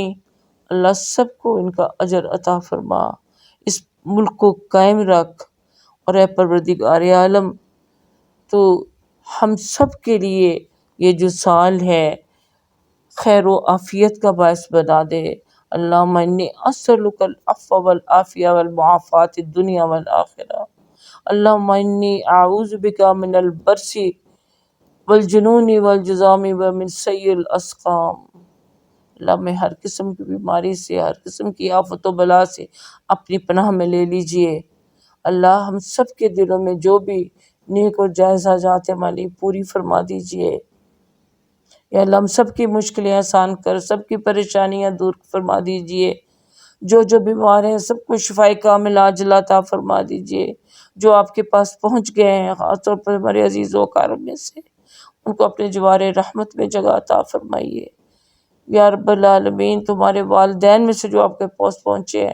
اللہ پاک ان کی درجات بلند کر ان کو جنت فردوس پہ جگہ عطا فرما دیجئے۔ رب ارحمہما کما ربیانی صغیرا۔ اور اللہ تعالیٰ یہ آنے والا سال ہماری جو نسلیں ہیں پروان چڑھ رہی ہیں ان کے لیے بھی اللہ تعالیٰ خیر و عافیت کا اور ہدایت کا یہ پیغام لے کر آئے۔ ربنا حب لنا من ازواجنا وذریاتنا قرۃ اعین واجعلنا للمتقین اماما۔ یا اللہ ہمارے ملک سے ہر طرح کی کرپشن کو دور کر دے، بددیانتی کو دور کر دے، رزق حلال کروانے کی توفیق عطا فرما۔ اللہم اکفنا بحلالک عن حرامک واغننا بفضلک عمن سواک۔ ربنا تقبل منا انک انت السمیع العلیم وتب علینا انک انت التواب الرحیم۔ سبحانک اللہم وبحمدک نشہد ان لا الہ الا انت نستغفرک ونتوب الیک۔ السلام علیکم ورحمۃ اللہ وبرکاتہ۔